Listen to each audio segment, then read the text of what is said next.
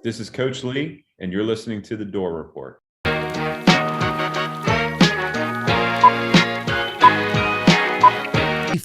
at that kid. Kid's getting after it right there. They're loving it, dude. 17? This kid, 17's got the same size legs as me. He's getting after it, bro. But I'm just saying, like, these fans... You're not getting it. It's not clocking to you. It's not clocking to you that I'm standing on business, is it?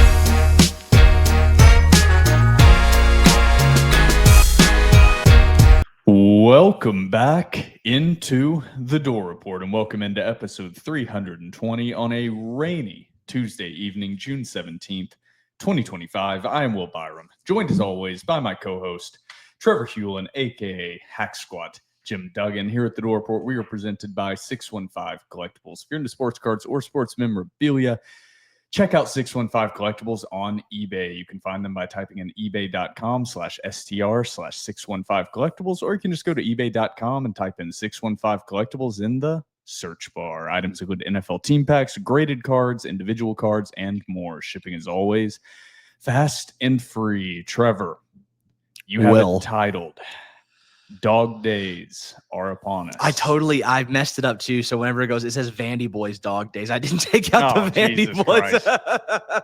Great. All right. I just now see that, but people get the memo. We're off to a hot start. It is the Dog Days. So there was an episode I wanted to title this episode just Dog Days Have Begun, but I think I titled an episode last year when they started exactly that. So I've got to get more creative. So thank you to Mr. Diego Pavia for giving us something to actually discuss on episode 320, because the College World Series is still going on. But also, I don't think Vanderbilt fans want to hear too much about the current state of college baseball. You're still kind of sick to your stomach about how you saw the Vandy Boys season end.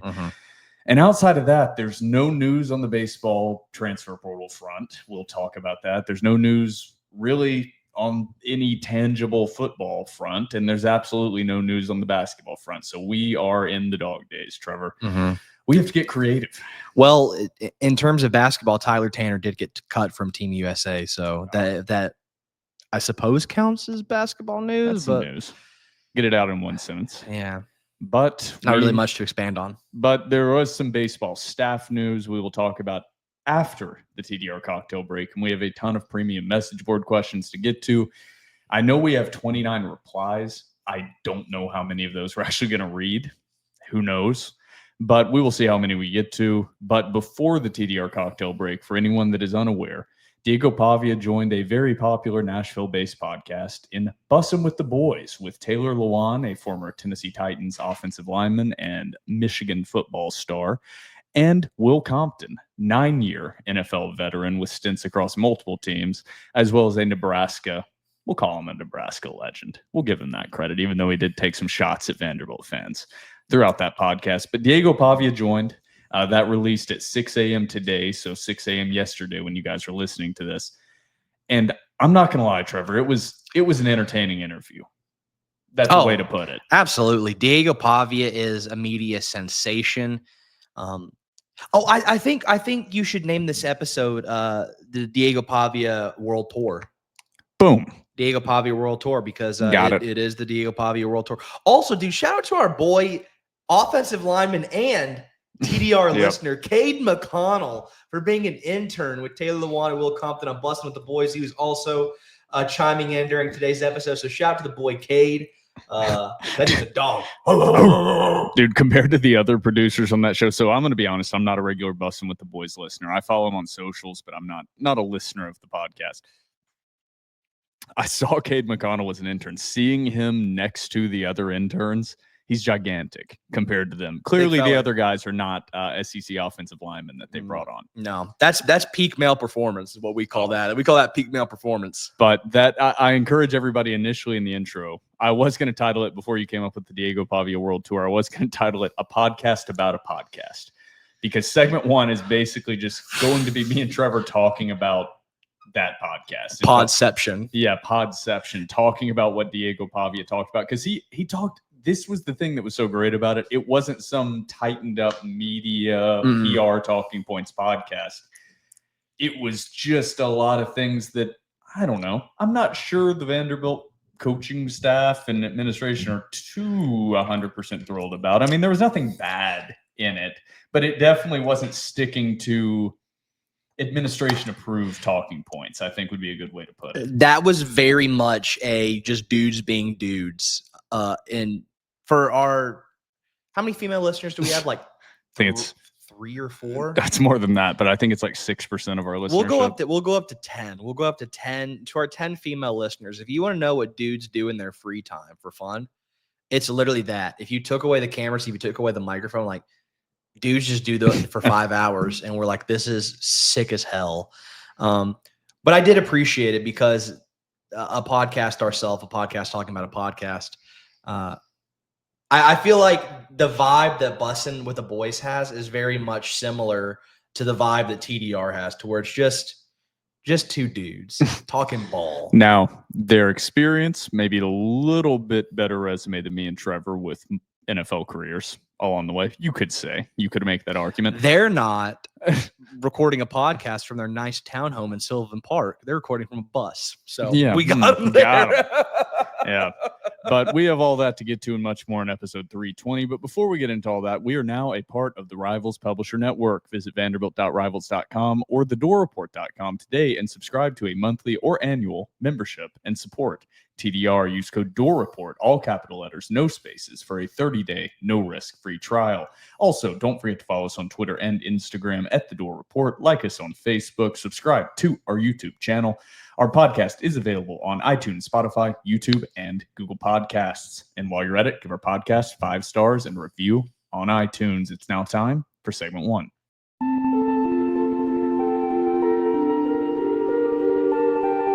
Welcome back into episode 320 of the Door Report, and welcome into segment 1. All we have for segment 1 is podception, as you coined in the intro. If in Inception, what character are you the most like? If you had to pick a character, like I'm that character. Joseph Gordon-Levitt's character. Okay, that's who I was going to go with. Okay. I don't want to be Leo. Definitely not Leo. Who else was in there? You could be, what's her name that transitioned? The woman. Oh, Like I don't know. I'll be them. Whatever, we're getting off track. That movie always bothers me because the person we can't remember the name of right now, Paige maybe is her last name. I could be wrong. It takes her so long to understand what's going on in the dream world. Like, she's accepting they're in a dream world, but it takes her like 20 minutes when he's like, stop fucking with stuff. And she just keeps, that always bothered me in that movie. Great movie, though. All right, into what we were actually talking about, podception. Diego Pavia joined the Bussin with the Boys podcast, like I said, with Taylor Lewan and Will Compton. Oh, my God. He has the same first name as me. I saw him at a coffee shop down the road one time. Yeah.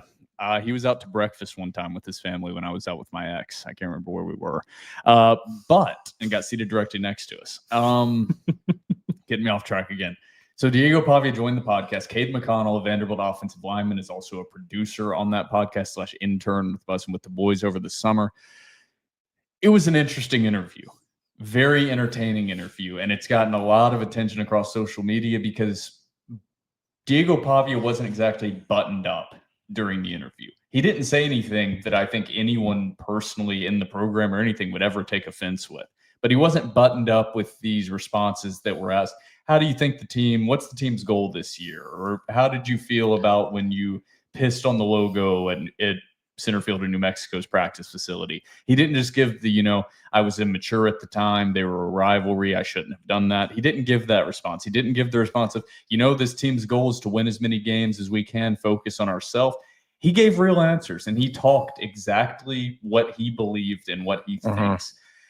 Now, this is where I have bullet points written down. If you've not listened to the podcast, I'm not going to give a full recap of the interview. You can go listen to the full interview. It's about an hour long. It starts at an hour 10 into that episode of Bussin with the Boys. I think it was 333 of Bussin with the Boys. Whichever just go to the last episode. Yeah, whatever it is.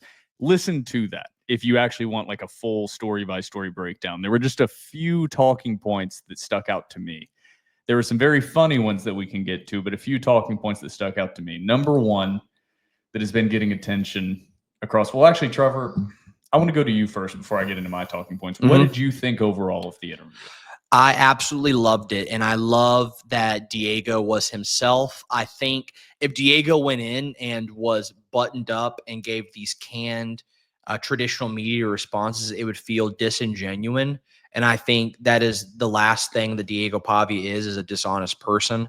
And that's what we love about him. We love that he's a loose cannon. We love that he's got this like crazy dog mentality about him. And like, we're proud that he is a Vanderbilt Commodore. So I don't want him to shy away from that at all. So I loved every single second of it. I love Diego Pavia. I love who he is as a person. And I thought it was a great interview. I was afraid to jump in there. I agree with a lot of what everything you just said. Is it disingenuous? Or dishonest? It's disingenuine is the word. Disingenuine? No, disingenuous is the word. You said disingenuine, and I could not figure out if that was actually a word or not, because I almost jumped in, but then I was like, wait, is Trevor right? So it's disingenuous is the word. I'm going to look up if disingenuine. I think disingenuine is a word. No, Is it us? Oh, Okay. okay. Yep. Okay. All right. But everything I agreed with. Yeah. Outside of the one incorrect use of the English language, Mr. Doctor. Hey, I'm in the psychological sciences, not the English language. Phoebe is just in my face right now as I'm making these points. Hey, people are going to see that and they're like, oh, Will hates Phoebe. So you better pet her. I'm petting her. There we go. Number one. So I agree with that. The buttoned up. So I don't know when to bring this up. I'm sure at some point it would be brought up.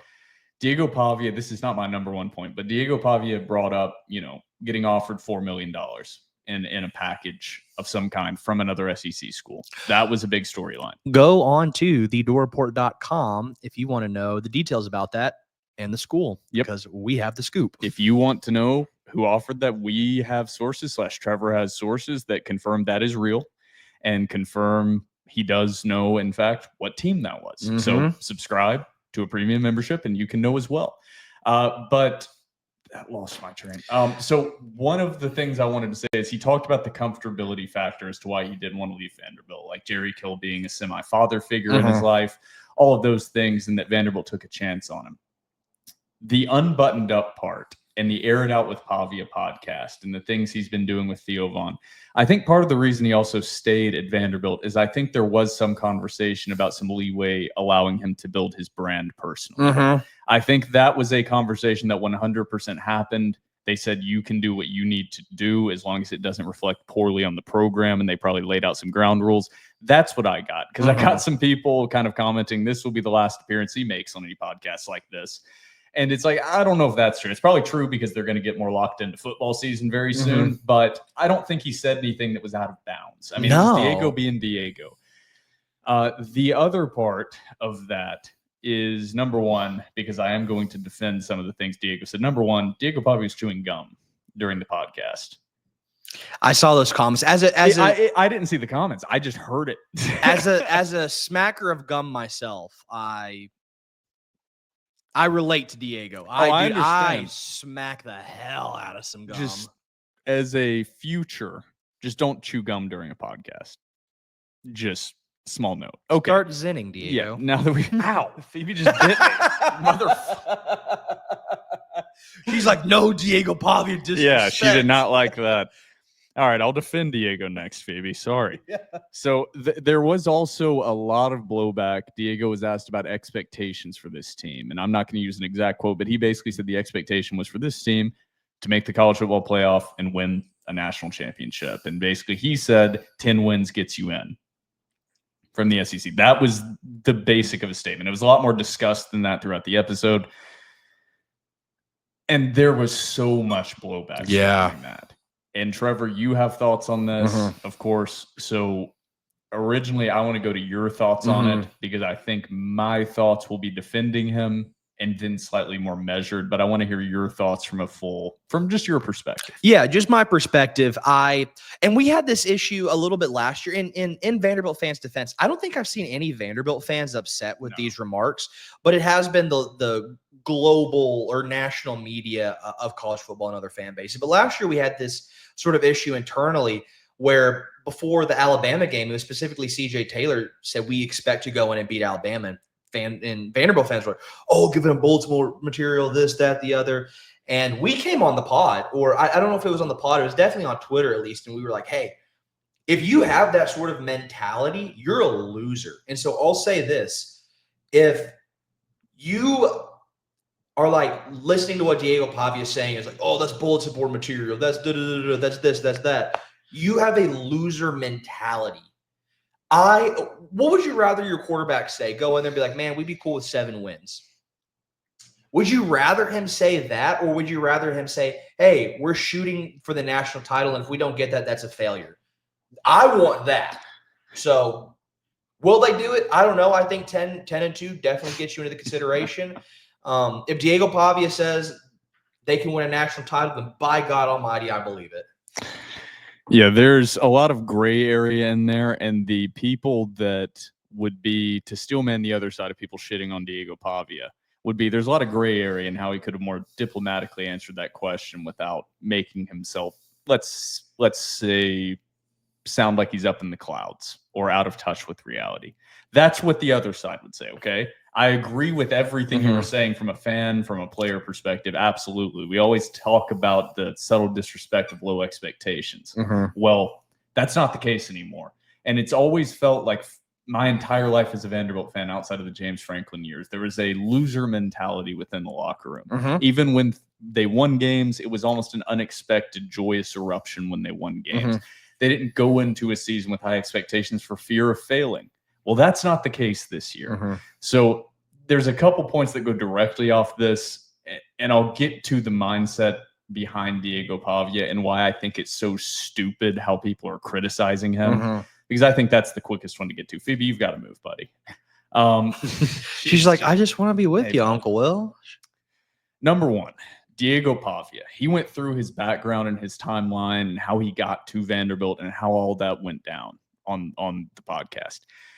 People criticizing him, a lot of them are aware of Diego Pavia's story. Some are not. Number one, Diego Pavia had no FBS offers out of high school. He went to the New Mexico Military Institute and played JUCO for 2 years. After playing JUCO, winning a JUCO national championship, had offers from New Mexico State, Nevada, I think, and St. Francis. That was it. And he went to New Mexico State. It was just New Mexico State and St. Francis. Okay. Nevada was after. Okay, Nevada was after. Had barely any offers. Goes in there, takes the starting job, beats out a 4-star, like he said, that came in there alongside him. Wins the starting job, takes New Mexico State, a completely dead football program, to heights it has not seen. Wins Offensive Conference Player of the Year. And then goes on to transfer to Vanderbilt, an SEC program, win the starting job over another 4-star quarterback who was the highest paid player on the roster, proceed to take a Vanderbilt program who no one expected to do anything to a bowl game, win the Birmingham Bowl, and upset number 1 Alabama and become the story of college football during the 2024 season. If he would have stated that happened last season and what has happened this year, where now he's making multi-millions of dollars playing football in the SEC. If he would have said that story when he was sitting in a dorm room at New Mexico Military Institute, people would have said he was delusional as well. So, of course, Diego Pavia, the guy with that background and that story, has a lot of confidence in his own abilities and abilities to win and prove people wrong. Because everything he said he's going to do, he's done.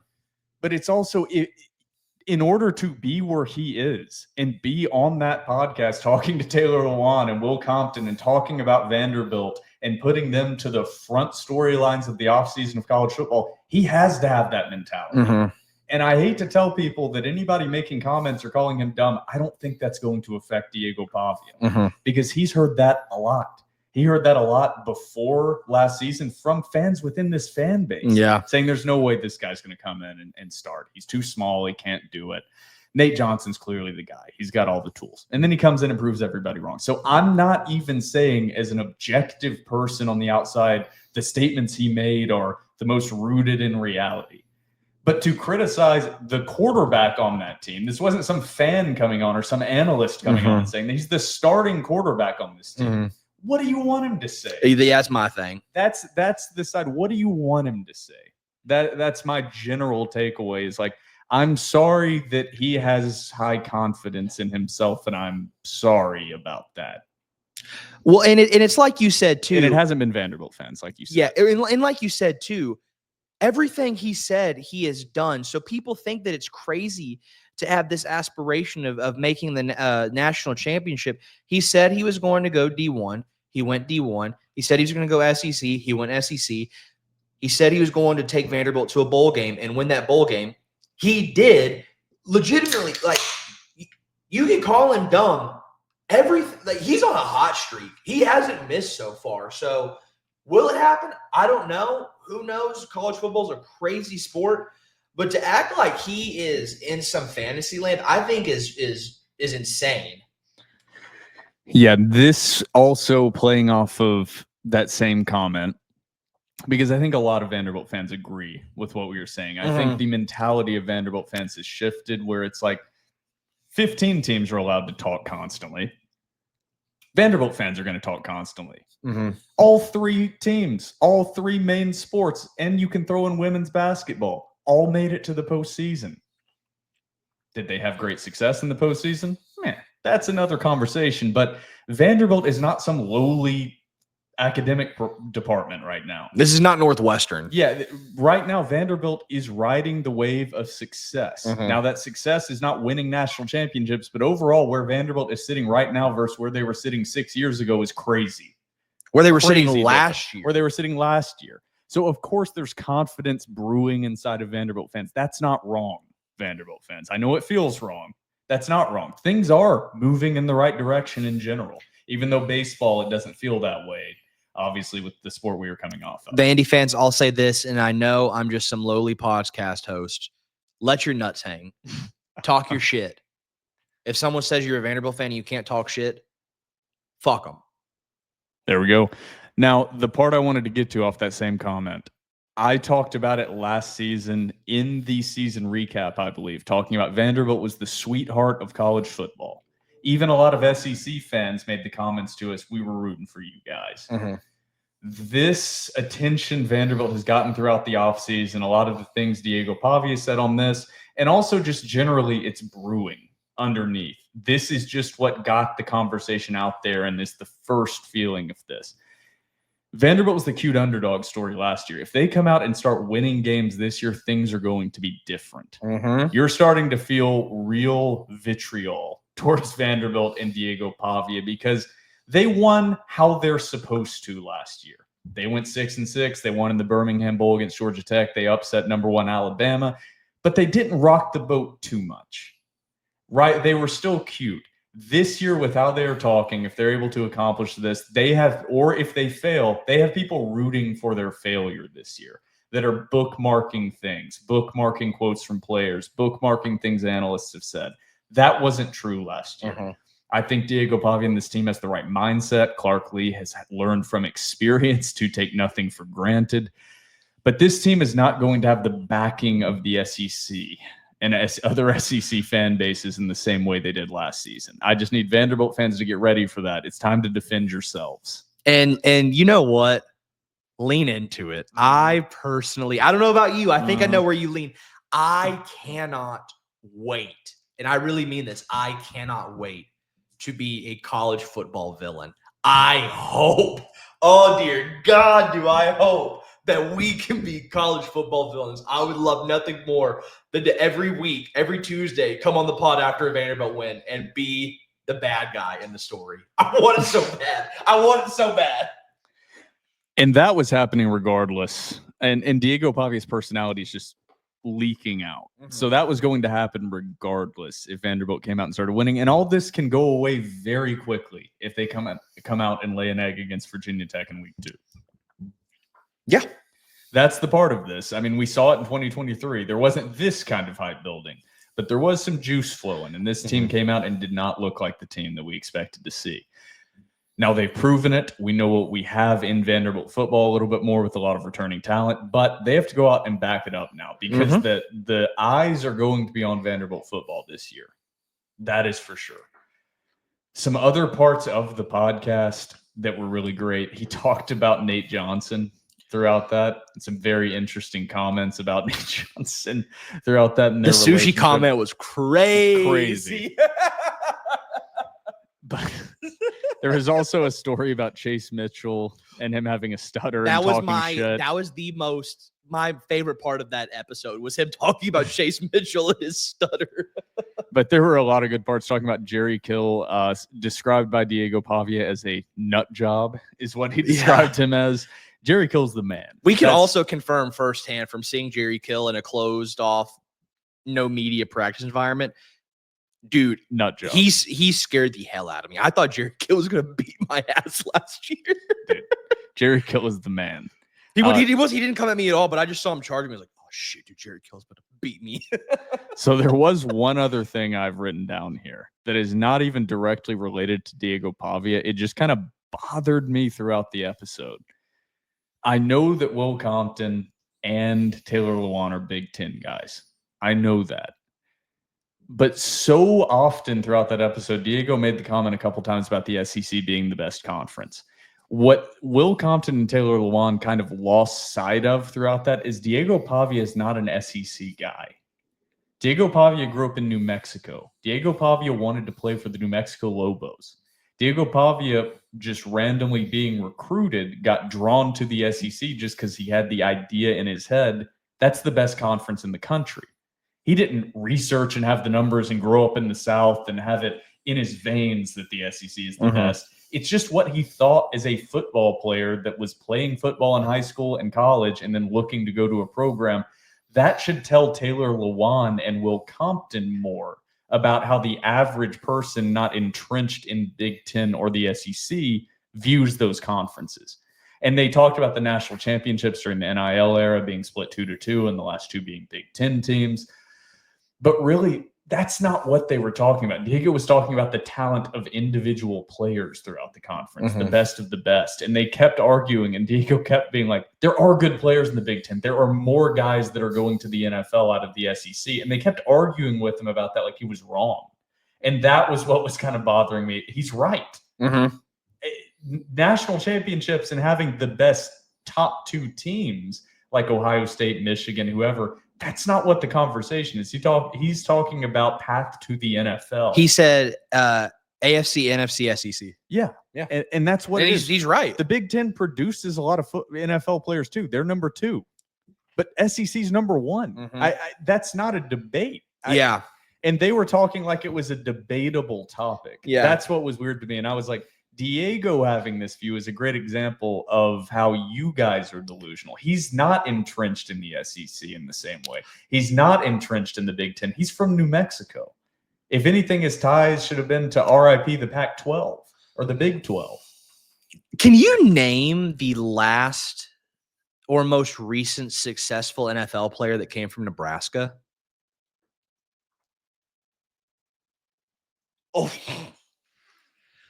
I mean, everybody thought Adrian Martinez was going to be God, and he turned out not to be. There's probably some linemen I'm not thinking There's about. probably some offensive linemen. Yeah, but my immediate thought goes like skill position, quarterback, running back, and I'm probably I'm missing even thinking somebody. Defensive line and linebackers.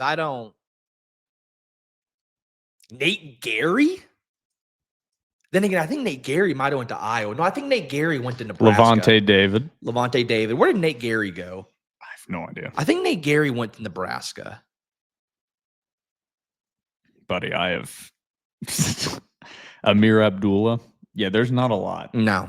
I'm kind of, I didn't realize this. Now, if it's the 1970s and 80s, then yeah, dude, talk your talk, man. Nebraska's the cream of the crop. You know what I'm saying? But there's a lot of pre-2000 draft picks here. Dude, I mean, if you go to the 90s, 80s, and 70s, like Nebraska football was the premier school.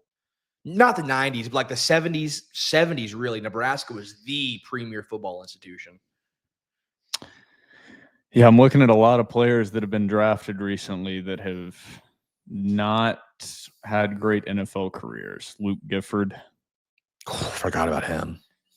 Yeah, Nebraska, good God. I did not realize Nebraska had this many players who have played in the NFL that have not. Yeah, Trevor, we are not wrong. I know football. I'm really good at sports history. That's something I'm actually very proud of. It doesn't serve me any purpose within the real world necessarily. But if you want to talk, I'm 28. If you want to talk about 1980s college football, I can talk 1980s college football with you. Yeah, the most recent kind of star players have been Levante David and Ndamukong Suh. Those are like the most recent guys that have played extended careers. And outside of that, it's nothing. So, yeah, that's getting a little off topic, not meaning to shit on Nebraska, but they have been down for quite a long time. And I don't see a path to recovery for Nebraska. Also, the part they kept mentioning, because then they started discussing the NIL process and Diego Pavia's even potential thoughts on transferring. And Diego basically said he didn't really have any interest in transferring, and he never seriously considered it. This is getting a little out of order here. Then they brought up something about there's more parity now because everyone can pay players, just like the SEC has always been paying players. And I wanted to like yell through my screen as I was watching, you're a fool if you don't think Ohio State and Michigan were paying players to an extent. Taylor Lewan, as an offensive lineman, no, you probably were not receiving, even as a star. I don't believe that. I think he probably got a couple things. He was getting. He got like a car or a house, or he got something. This is where there's some idea that it was only the SEC. I'm like, the premier programs were all doing this. Miami, Florida State, USC, all of them. Oregon, I'm sure. Oh God, with Texas, yeah. All across Oklahoma, all across the board, it was being done at the premier programs. Penn State. And I think what made Vanderbilt suck is they weren't. And that's why. And now for a team like Vanderbilt, it does create parity. That's true, but not really. Like for the Big Ten, maybe like Rutgers wasn't, and Northwestern wasn't, but and maybe Iowa, I don't know. But the premier ones like Ohio State and Michigan State, they were paying players, guys. Like, you're a fool if you think otherwise. Do you remember back in USC's in the Big Ten now? They use that as an example of a quality team. Oregon as well. Well, do you remember back in it was 2019 whenever The Athletic did an article on the legal issue of like illegally paying players to come to your school on the brink of, oh, we think this NIL thing is about to break through. And they were asking anonymous SEC head coaches. And this got a ton of traction on college football Twitter and in the college football landscape. An anonymous SEC coach says, yeah, everybody pays players except for Vanderbilt. Quote, he says, Vanderbilt does not cheat. It's true. And he's like, that's why they're so bad. It's because they don't cheat. If I can find that article next time you go on a rant, I'm going to try, because I remember that. It was an Athletic article. Yeah, I remember. Yeah, and it was in that statement, when you have been a Vanderbilt fan your whole life, you go, that's probably true.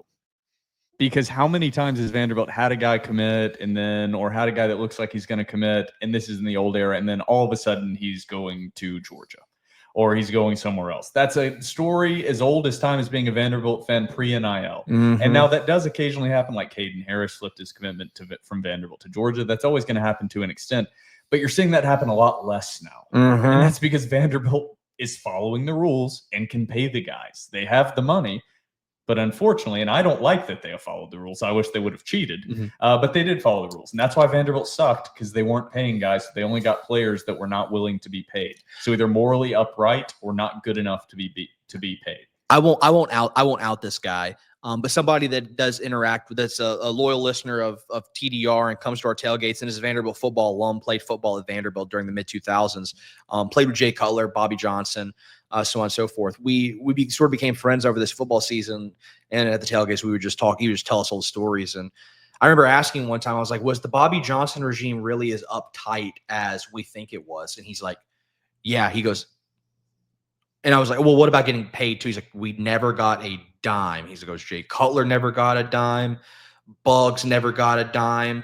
Hayden never got a dime. He's like, we weren't allowed to cuss. We weren't allowed to listen to rap music. He's like, he did everything. He goes, Bobby Johnson did absolutely everything by the book. And that's why they weren't that good. Now, with that being said, and we're getting off topic, somebody that could really evaluate talent, shout out to Bobby Johnson. Lord have mercy, could that guy find some dudes. With zero resources, the fact Vanderbilt didn't just have 0 wins every single year or basically just beat their FCS opponent is an accomplishment. We need to give Bobby Johnson more credit. Because he worked with nothing. And the main part of the Bobby Johnson era is we have to remember that was before, a majority of it was before they moved to a 12-game season. He also didn't have an athletic department. Yeah, there were a couple seasons where he would have made a bowl game had it been a 12-game season. Yeah. Anything else on the Diego Pavia interview? Because I don't have a ton more. I do encourage everybody to go listen to it. It was an entertaining interview. I thought that, and we're not going to dive into it. Go listen to the interview. I thought the stories about, he didn't name drop him, but it's clearly Nate Johnson. I thought those were fascinating. And we can confirm, we saw him in practice. He stinks. He was really bad. We can say it. We can say it now. We're a year removed. That practice we went to, he was awful. We left that practice thinking we're not going to win a fucking game. Yeah, Pavia said something like he got there, they put on the film, and he used the quote, "It was night and day." And me and Trevor, I think it's okay to say, we went to that spring practice, and I've never been more shocked at how bad a quarterback looked. It was bad. Like, it was truly like if I ranked them and said who is going to be the starter and what is the depth chart tomorrow, it would have been Drew Dickey and Jeremy St. Hilaire above. Hilaire Nate wasn't even there. Yeah. He was that bad. There's a reason he's going to play wide receiver at Utah. He couldn't throw a football. He could throw it really far. He couldn't throw it short and accurately. He threw like 6 interceptions. And like 18 snaps and like threw another 6 balls directly into the dirt. Dude, on a 6-yard deep slant, you're like, okay, he can make that throw. No, just dive bomb into the turf. And it was. This is why we were both so confident in Diego Pavia being the starter. I remember we were walking to our car from the practice facility, and you said if Diego Pavia is not the starting quarterback, then we might not win a game this season. I said we'd go 1-11. We're like, Diego Pavia has to be the savior, or this is going to be a very, very bad season. And getting back to the confidence, I mean, this is another question they asked. They said a welcome to the SEC moment. And he said something along the lines, he really didn't have one. And it was just, and they were like, really nothing, the speed of the game. He was like, no, I'm pretty good at controlling the speed. He said the workouts. He did say the workouts were a step up. And it's like, maybe he will have a reality check this year. That's always a possibility with more film, all that stuff. This could all look really dumb, but it's like, if your quarterback doesn't have that confidence, you're beaten before they even blow the whistle. So that's the part that's what I keep trying to hit on. It's not that I agree with Diego Pavia's evaluation, and my season prediction for Vanderbilt is probably not going to be a national championship. And I'm not talking about you, Trevor. I'm talking about me. I hate to break it to everybody. I'm probably not predicting Vanderbilt's going to win 10 games and make the college football playoff. The duality of TDR. Yeah, but at the same time, from the fan side is, of course, you want your starting quarterback who just upset #1 Alabama last season to think his team is going to take the next step. Duh. Like, would it be better for everyone out there if he said he thought they were going to go 8-4 instead of go 9-3 or 10-2? Would that have made everybody not immediately clutch their pearls and say, you're not supposed to say that? Yeah. You're going to learn how the SEC works this year, even though you've already played in the SEC last year. And giving them bulletin board material. Yeah. No, my favorite thing is like, you're going to learn about the SEC. I'm like, you guys realize you played in the SEC last year. Yeah. Like, what is he going to like? Yeah, he might go out and get hit a few times. I'm like, I think that is fine. I don't think he has a problem with that. And it was my favorite quote from Will Compton, who I think might have a early onset CTE, but I like Will Compton. He gave, dude, he's funny. He's a very likable, self-aware man that may have a few brain cells loose, but I like him. I mean, so do we. The first that doesn't have a couple screws loose, cast the first stone. The man was, dude, the man was smacking his head into other grown men for 14 years. And let's just say Will Compton is not a physically imposing man, unlike Taylor Lewan in his prime. The fact he played 9 years in the NFL, salute to Will Compton. Yeah, dude. But he had a great quote that said, Diego Pavia has the most wrestling brain I have ever seen. Because it was brought up that Diego Pavia was the #1 wrestler in the country from 4th to 7th grade. And they made the joke, yeah, before puberty happened. And like they kind of laughed at that because that is true. But yeah, that is why Diego Pavia is able to run the ball 28 times against Alabama, because he has that history of wrestling. And it's like, I think that's a lot of his mindset is just, I'm going to go out there and do my thing and fuck everybody else that's not out here. It's the man in the arena type of mentality. And that's, if you are going to be the person that's going to resurrect is the wrong term, because you'd be resurrecting a program that's been dead since the 1950s. Basically, If you're going to create, and revolutionize and bring a program into the national storyline, you have to talk how Diego Pavia is talking. We talked since me and Billy Derrick started doing this podcast, and since you joined, that Vanderbilt football needed that transcendent figure, that person that would take them over the top. It doesn't mean that Vanderbilt's going to start winning national championships, like he said, but they need that person that's not going to be afraid to talk that way. If you can't talk about it, you can't be about it. And that's what Diego Pavia has brought, is just this undying confidence in himself that is contagious. And the rest of the team has bought into. It's like Diego Pavia has made himself the face of the criticism. It's like pissing on the logo. It's what I talk about. You need that guy on the basketball team that lets the other guys that don't like talking shit, that makes him the bad guy. So when other fan bases are talking crap, they direct it at that one guy, and the other guys can just kind of take a back seat. And that guy doesn't mind being the bad guy. That's what Pavia kind of is. Not to the extent of the bad guy. He's going to get glory if they win. But if they lose, the team knows Diego Pavia has put his name on the line for his teammates. He said, I'm not leaving because I think we got the guys that can win, and winning is the most important thing to me. yeah, Is that going to look like a dumb statement in the future? Maybe. We don't know. No one knows. But Diego Pavia has attached his name to this team winning. And it's what Blake Fromang said. It's what Justin Bieber said. You guys aren't seeming to understand he's standing on business. You guys aren't understanding what standing on business means. He's talked shit. He is continuing to talk. He's standing on business. Now, you can hate him for it. But Diego Pavia is not mincing words about his belief in his own abilities and this team's abilities. and you know, that's something that I can resonate with, because something that's very similar to the game of football is Twitter, and that's something that I like to view myself as the bad guy of Vandy Twitter. I'll put my name on the line. I'll take the heat. I'll take the heat from the fans. I'll be the heel. I like that. That resonates with me. You're not getting it. It's not clocking to you. It's not clocking to you that I'm standing on business, is it? It's not clocking me that I'm standing on business, is it? No, that you are the man in the arena on Twitter. You are what I am talking about. What Diego Pavia is doing for this Vanderbilt football team is in general what Hack Squat does for the Vanderbilt Twitter fan base. You say the things that Vanderbilt fans want to say that can't deal with the flood of hate comments you're going to get. And you don't care. I embrace it. I actually Embrace it. I might be like a sadist, because I do think it's funny. Like, I'll just be like, chat, watch this, and I'll just send out bait, and they'll be like, you're ugly, nobody loves you, you're fat. And I'm like, dude, keep it coming. I love this. Maybe I have like a humiliation kink. Maybe, dude. We'll figure that I'll out. have to explore that sometime. Yeah, and checking the DSM-5 or whatever they're up to. DSM-5 TR, text revision. I have some thoughts on the DSM we can discuss during the TDR cocktail break, but It's on my nightstand. I've been researching recently. But all right, last topics on Diego Pavia or anything associated with that interview, because after the TDR cocktail break, we're going to discuss Jayson King departing the Vanderbilt baseball staff. We're going to get Trevor's thoughts on that. And then we're going to go to premium message board questions, which I have no idea what to expect, because I sent out the thread to our premium message board subscribers before the Pavia interview had dropped, and we had no idea what we were going to talk about. And I said, please give us some entertaining questions and comments. Otherwise, I'm talking about golf for 45 minutes. So there's no telling what the fellas came up with on the premium message And the board. ladies.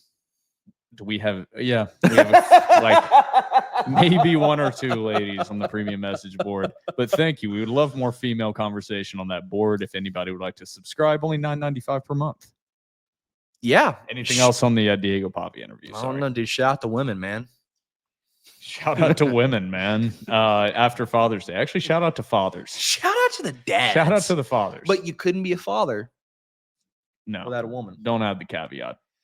We're allowed to celebrate fathers for one We day. are. For we one are. day. I Let's just- just give. Let's you just. know what? We don't have to add any caveats. I We don't love you, Dad. love you, Dad. We don't have to add any caveats of also the mothers, also the fatherly figures. Let's just have one day, just one godforsaken day that just celebrates a father who was 50% of the child making process and then helped raise the child the whole way. Let's just celebrate that for one godforsaken day. Can we do that, social media? Can we do that, organizations? One day.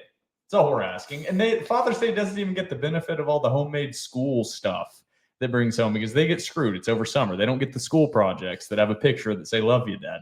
Just give them one day. Jesus Christ. The fight against giving fathers one day was crazy.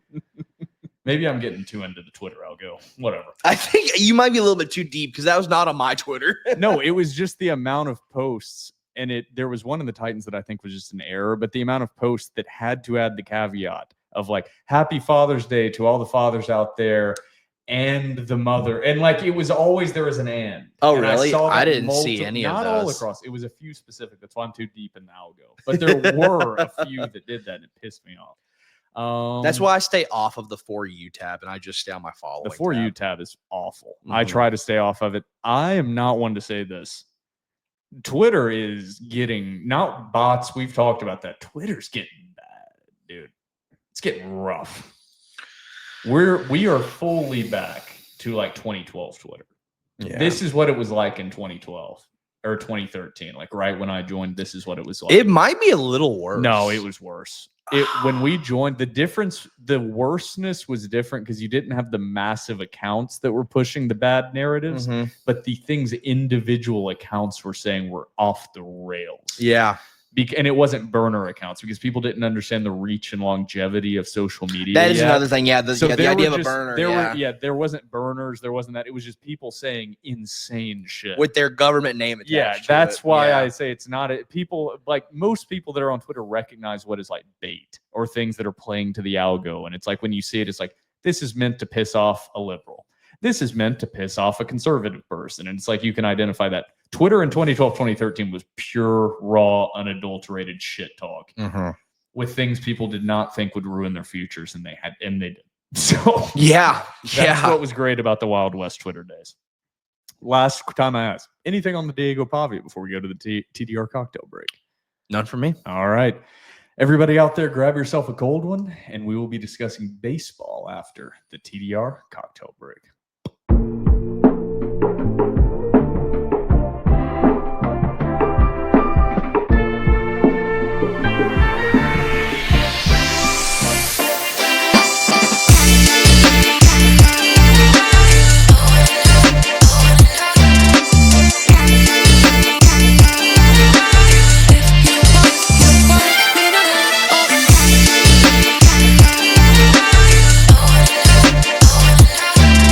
Welcome back from the TDR cocktail break, and welcome into segment 2 of episode 320. We do not have a lot to talk about in segment 2, so if you're wanting to tune out, go ahead.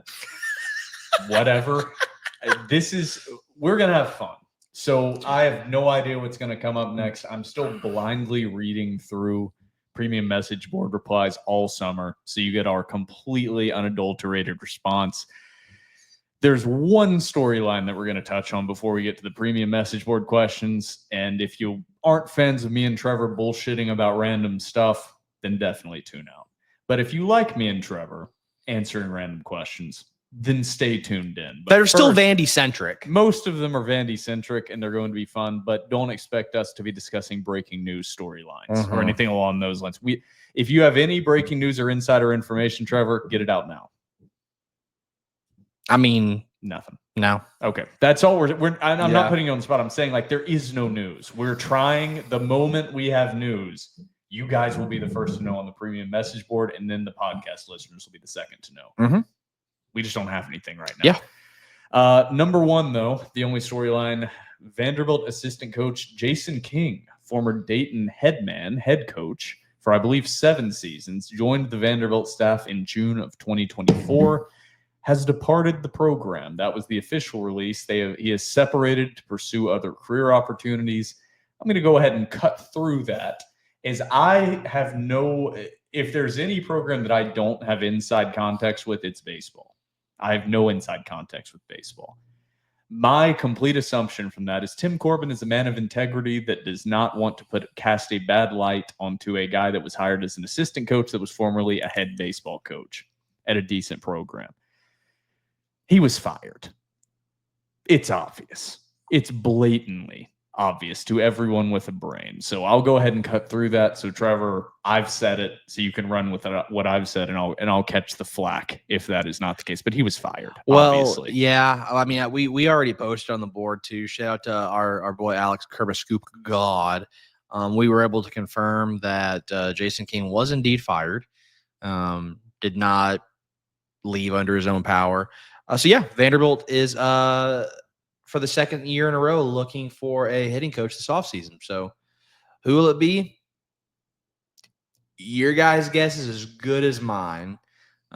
There's no big board that we're aware of. Apparently there's not a big board for portal guys, so I doubt there's going to be a big board for a hitting coach. That's just me being condescending, but yeah, that's how I feel about the state of Vanderbilt baseball. No portal activity of any kind so Nothing. far. We said that Vanderbilt was going to be silent. Boy, are they silent. And you can take the mentality of trust them and wait, but you said it in the break. I don't want to steal your thunder, but it's like, What did we've I say? waited. Oh yeah, We've trusted. Yeah. We've waited and trusted. And it's been 4 years of regional exits. Yeah. So I'm tired of waiting and trusting. I want to see something happen. That's it. I just want to see something happen. Once I see things start rolling, I'll start trusting. It would take one key bat to commit out of the portal. And that would kind of turn my entire mentality around about this. So like, okay, at least they're addressing it quickly. Yeah.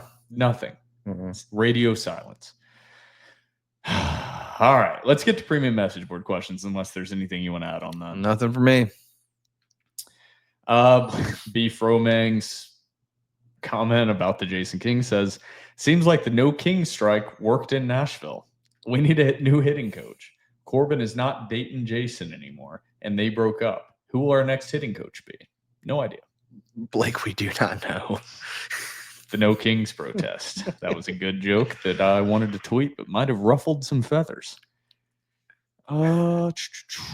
Okay, I am always afraid to start reading Vandy Jr.'s replies, but we'll go ahead and get it started since he's the second reply.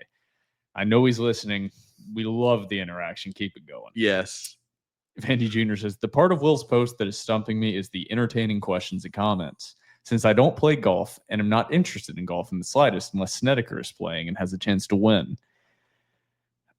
Consequently, I will work hard to come up with something entertaining to others, something I've never before in my life been able to do. However, where there is life, there is hope, and hope springs eternal as far as I can tell. I am still alive. It's the first thing I check for every morning when I wake up. So go to work crafting some entertaining questions and comments, Mr. 2025 Podcaster Host of the Year Award nominee who loves cats. With that in mind, other than cats, what are Trevor and Will's favorite cartoon animals that they still watch on Saturday mornings eating cereal while still in their PJs while Phoebe naps on the couch?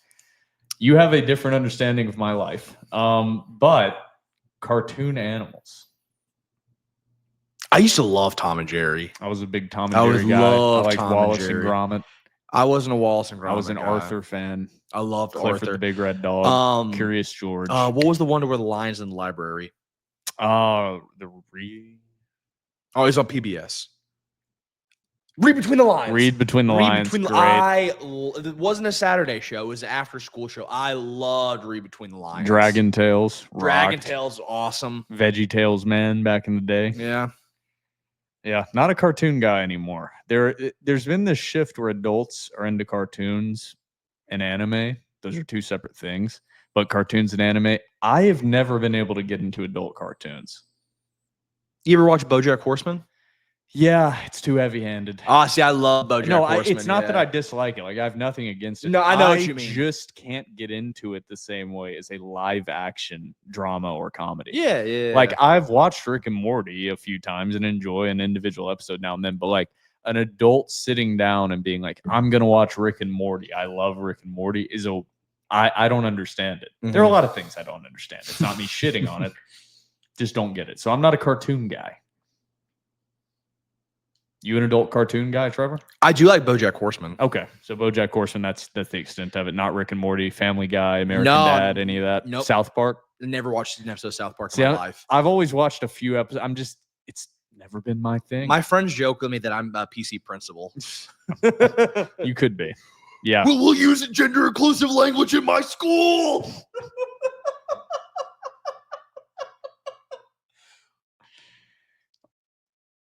Okay. Ooh, this would be a good one, apparently. If Phoebe was on a baseball team made up of animals, what position would she play? Ooh, interesting. I'll go second base because she has good lateral quickness, but she doesn't have a good enough arm to play shortstop. So I'm going to go second base. I think she'd be a second baseman. Yeah, you took second base. I'm going to go center field. That cat-like quickness can cover from side to side. Yeah. I mean, the field she can cover is incredible. Now the arm. That's my thing. I don't think she has the arm. That's the problem. We got to. I don't know. The She'd arm's be the a problem. stellar pinch runner. Yeah, pinch runner. Oh, a Mendez role. Yeah, she'd lead the league in stolen bases. and then it says same with football. I'll hang up and listen. Oh, Jesus, football. Oh, she'd be a great punt returner. Punt returner. I was going to say defensive back, but also based on the bird. I don't know if she'd be that good at covering the bird situation. Yeah, She'd be a really good like Darius Sims type. Yeah, a good jet sweep action. That's a really good comp as Darius Sims. Yep, a returner, gadget play. Yeah, kick gal. return. Yep. Okay. VU Daniels says, boring, I know, but update on the stadium edition completion. Will they be cutting it close again, or will it for real be done early? Like earlier than the day before? Any word? I'm guessing for football, I mean, yeah, it'll be done for the start of the season. Like they've already sold out the south end zone. So like for this year. So like no, they're planning on it being 100% completed. I've heard no official updates. They're behind schedule. I have checked and discussed with my dad the live cam on the progress, and we're about 73 days away. Is that right? That sounds about right. And boy, does it look very similar to what it looked like about 150 days ago. They have a lot. Now, I know the base, like foundation and all the infrastructure of it is the main time-consuming part. And the interior and all that can be done very quickly. But they have a lot to get done. And I know the rain has not been super convenient on construction. There's been a lot of rain recently. Or has been, yeah. But they have a lot to get done. I think it will still be on time. I've heard nothing official. Otherwise, they've sold the tickets. They have a big mess on their hands if they don't get it done on time. I would be shocked if they don't start pulling like 18-hour days working on that thing throughout the summer. I mean, they're going to get it done. Now, it not being done prior to like a couple days before, I think they're going to be putting the finishing touches on it the night before game day. Yeah, I'd say that's probably right.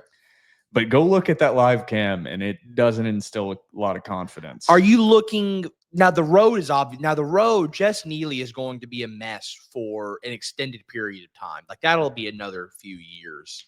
I think First Bank will be fully completed, and it's like you said, we've heard nothing that they're behind schedule whatsoever. So, and they've already sold out the tickets for the south end zone. So, You wouldn't be selling season tickets if you weren't expecting to be done and have people in there.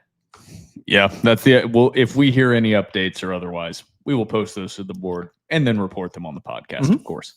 Then he answered the bell. VU Daniels answered the bell about some questions to keep us entertained and keep this episode going a little bit longer. Says, favorite Vanderbilt football play ever and why? This is easy. Fake jump pass. I don't even think I have to explain it. I think fake jump pass is my favorite play in Vanderbilt football history. Since you took that one, to use an easy one, I'm going to say that final run from Diego Pavia during the Alabama game. Yeah. The jump pass was one thing, but I think that final 12-yard run from Pavia, I think it was 12 yards, is my favorite play ever. Like that feeling of like, with the realization that they are actually going to win this game and there's not some miracle play that Alabama is going to pull out of their ass that's going to make this another dramatic loss in a series of dramatic losses. That was my favorite play ever. It was like the realization of they're going to do this thing that has been hanging over the head of Vanderbilt football forever. But also the fake jump pass is pretty incredible. I'll give you one for football or for baseball and basketball as well. For football or for baseball, it's easy. The Johnny Norwood home run in the College World Series to eventually win Vanderbilt the championship. For basketball, in the 2011-2012 SEC championship tournament game against Kentucky, Kendron Johnson's and one to seal the game against Kentucky is probably mine for basketball. I'm actually reading through these questions. We have a few good questions. I think those are really good questions. The premium message board is going to keep us entertaining everybody throughout the summer in a way we did not have last year. Yeah. Shout out to you guys. Yeah. Thank you guys. Yeah. Kendron Johnson and one. VU Daniels asked a couple more questions here. Says, and or favorite football game ever and why other than last year's Alabama game. He added that caveat. And so I am going to restrict this to games I was in attendance of. Same.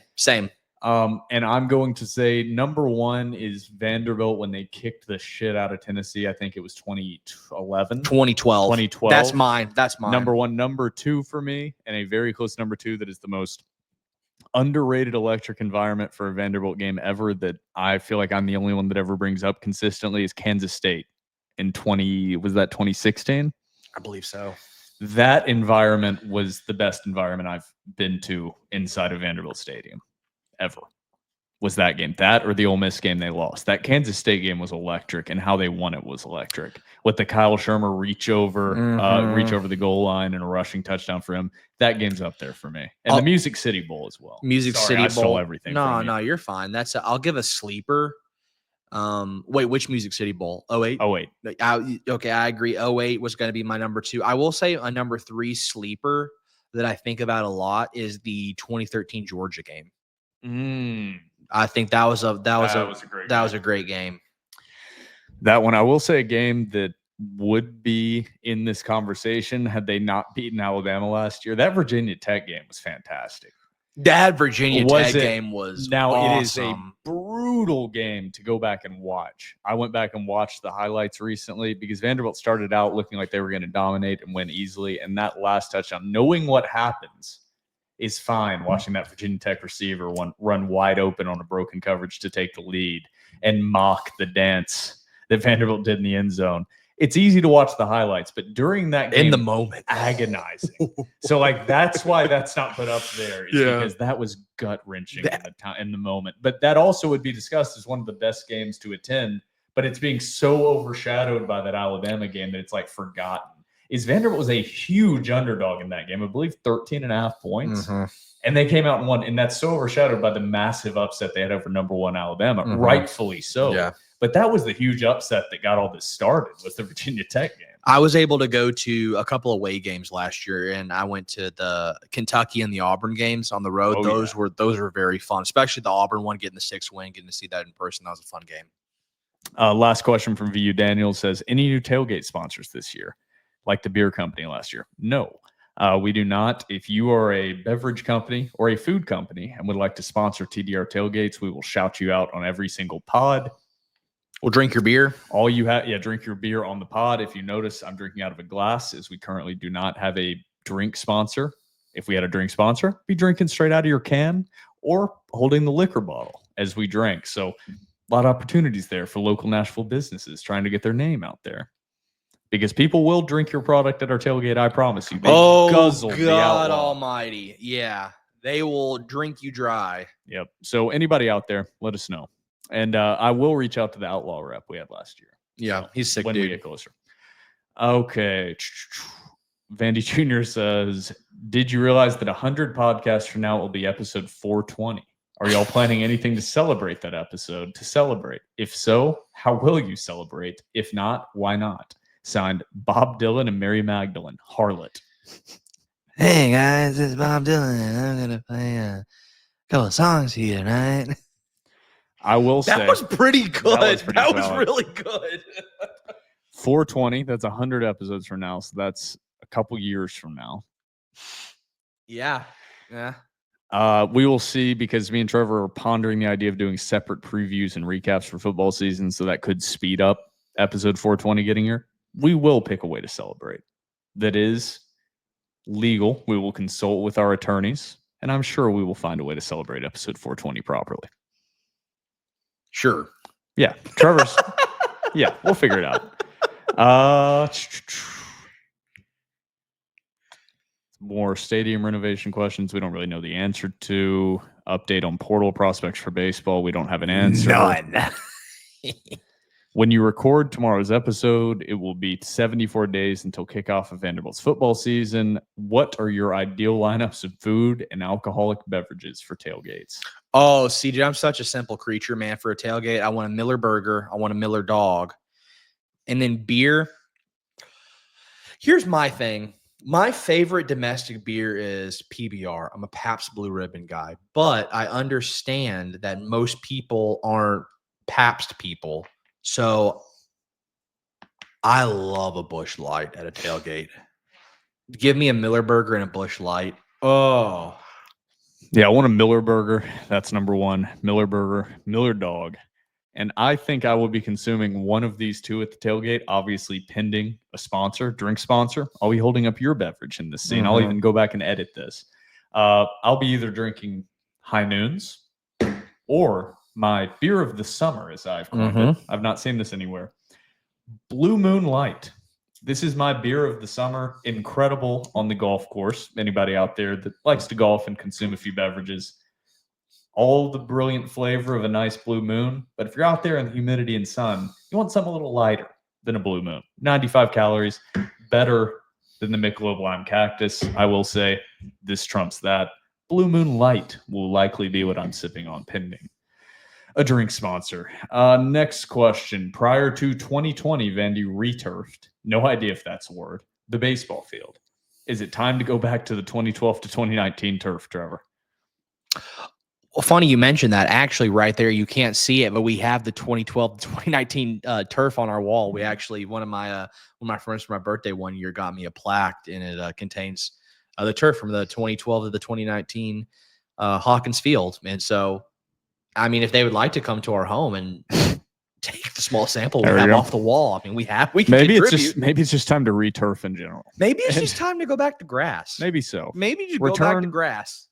Reject modernity. Yeah, embrace tradition. You revolutionized turf fields and it spread across the country. Now go back to grass. Yeah. Lead the new revolution.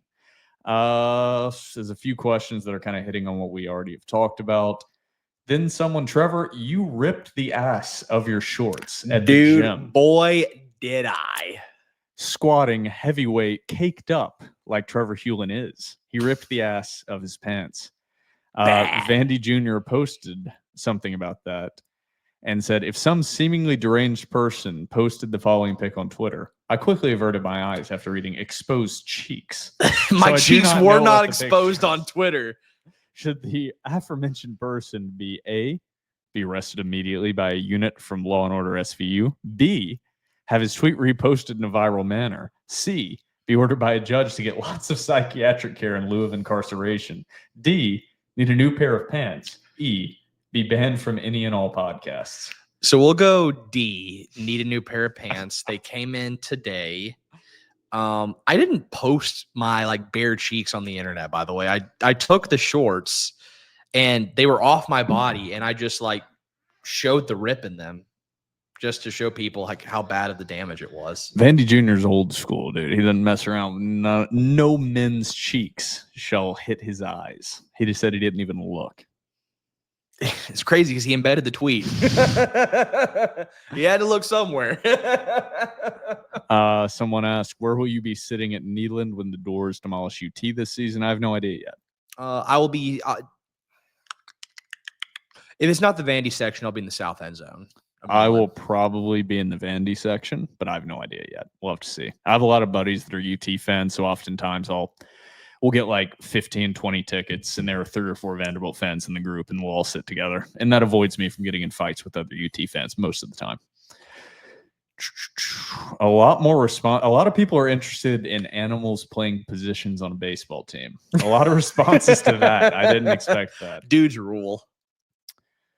Someone here just has a comment and says, hey guys, I love Pavia going scorched earth on Tennessee. I can already hear those orange people going nuts and foaming at the mouth. Reminds me of one of our previous coaches' locker room speech about burning the boats. I know Blake remembers that. Gotta love Pavia's swagger. Do you think that confidence will translate to the rest of this team this year to get us to the next level? Yes.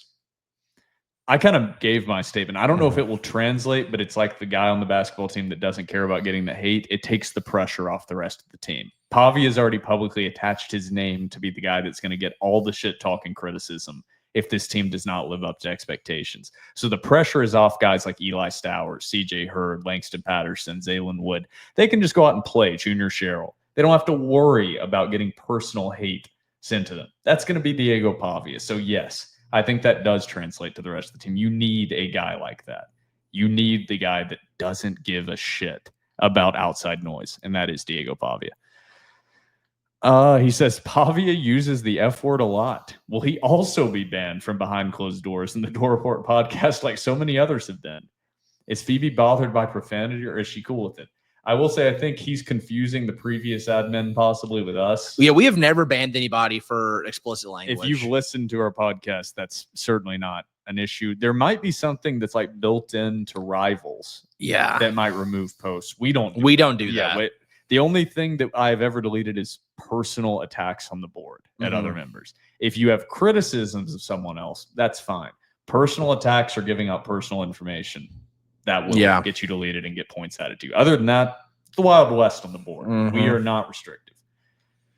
All right. There's only a few more I'm going to read because we're already a little over what I thought we'd be on time here. Thinking we have a problem with the F word. Fuck, marry, kill. Fun game. Tim Corbin, Mark Byington, Clark Lee. Trevor, I'll let you go first. I'm marrying Clark Lee, and I'll give my reasons as to why. I think Clark Lee's obviously a family man. He seems like an upstanding citizen. He seems like he'd be a good husband and a good father. So I would marry Clark Lee. I'm going to fuck Mark Byington because he seems like he seems like a great time. I don't know him that well yet, but I'm hoping that something good could come about from Mark Byington.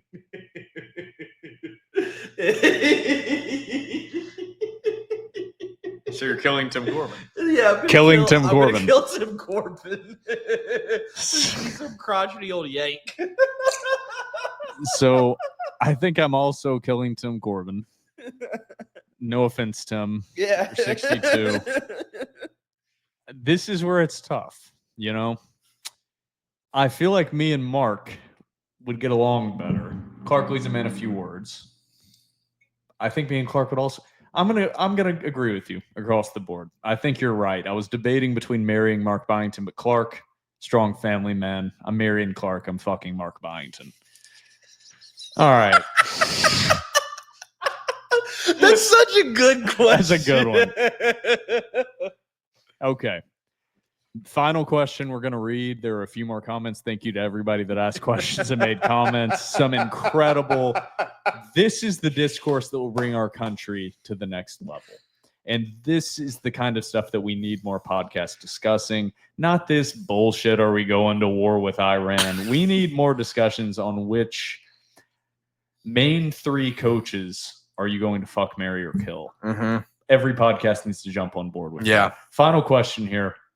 What does Diego Pavia have to do this year to be the greatest player in Vanderbilt football history? Can he pass whoever your current GOAT is? That's a great question. And this is a hot take. Call me. You could say that I'm a prisoner of the moment. I think, in my opinion, Diego Pavia is already the GOAT of Vandy football. People are gonna say Jay Cutler. He's over Cutler for me. He's over Cutler for me. He's over Cutler. So this is very easy for me. He can this year. He has not. It is easily for me Jordan Matthews. And number 2 is easily Earl Bennett for me. And then there's a big chasm. And then Diego Pavia can start being in the conversation. Really? Yeah, and then there's other guys that are above him still right now. And I'm not accusing you of being a prisoner of the moment. I don't think you're over-exaggerating things at all. What he did has had an impact that is so great. However, it was one season. And they went, and let's be honest, it was great. They did something that's never been done. They beat number 1 Alabama. It was fantastic. They went 6-6, and they went 7-6 after winning the Birmingham Bowl. It's not like the man went out there and went 10-2. But I'm in not that case, shitting what on did Earl Bennett do? And I love Earl Bennett. Earl Bennett. Like, if you're talking about winning games. No, this is the caveat. Earl Bennett set the all-time SEC receptions record and caught maybe the most iconic play in modern Vanderbilt history in the slant across the middle to beat Tennessee. Diego Pavia had the iconic play against Alabama. Mm-hmm. He has not beaten Tennessee, and he set 0 records and has not had a tremendous winning percentage. If he comes out this year and leads this team to, let's say, 8-4, he is now in that conversation, fully up there with, I would say, passing or at the same level of Earl Bennett. It's going to be hard for me to have someone that did not spend their entire career here past Jordan Matthews. Where do you have Jay Cutler? Jay Cutler, this is my... So I was obviously younger when Jay Cutler was in his peak. Jay Cutler gained a lot of his notoriety and the recognition around his game once he got to the NFL. So Jay Cutler is up there because he saved Vanderbilt from a lot of embarrassing graphics about not having a quarterback drafted in the first round past in the new century. So he saved Vanderbilt in that aspect. But what Jay Cutler actually accomplished at Vanderbilt outside of beating Tennessee, obviously, in 2005, wasn't that great. So that's where you have to separate out like the iconic player who made a name for himself by being a great NFL prospect and his aura in the NFL. You have to separate that a bit from what they did in college. So Jordan Matthews is just so up there for me. It's hard for anyone to pass him. On top of setting the records and holding all the records for Vanderbilt, he was also on a couple teams that went 9-4. It's really hard for someone to pass him. If you're built, well, that is, I'm not going to ask that because one's a quarterback and one's a wide receiver. So that's already like an unfair argument. Yeah, I was going to ask if you were building a team, but I think it would obviously be Diego because there's a huge position discrepancy there. Yeah, and so that's why. And then there's and then there's the debate because I think Diego Pavia already has at least the same and is about to grow that legacy depending on what happens. There's an easy argument that you could make about him being above Jay Cutler already. I think he is. But where people will say we are too young to understand how big of a deal that victory over Tennessee was that he led them to. But that's very a valid that's argument. Where Jay Cutler never made a bowl game, and that's a big deal. First time since '82. But Pavia needs everybody. Like, this is where I have to take a step back and say we are hosting a podcast. We've openly stated we are fans multiple times, but you have to take a step back and say we are anticipating a lot of what Pavia is going to accomplish when we're having this conversation. Because 1 year is great.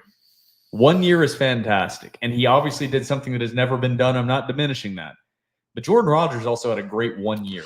I was going to bring him up. Yeah. He also had a great 1 year, but nobody considers him a legend because it was 1 year. And it was great. And they won 9 games, but it was 1 year. And so it's like, it's hard to be in that conversation. And this is just a product of Pavia had to build up himself because nobody believed in him. But he's been here for 1 season. And so, yes, he can. If he builds on what he did last year, Pavia can absolutely be that guy. Where do you put somebody like Zach Cunningham? He's up there. Defense is I always. think Zach Cunningham for me personally is top 5.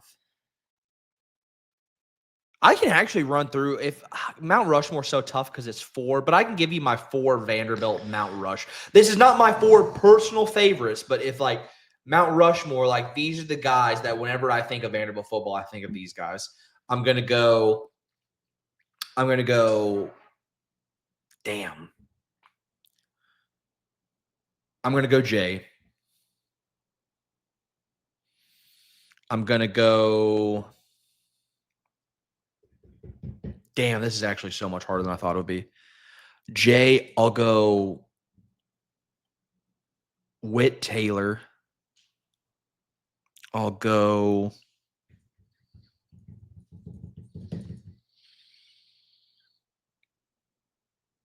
Jesus. Struggling. Jay Witt. God. There's a part of me that wants to put Chris Marv up there, but that feels wrong. J Matt.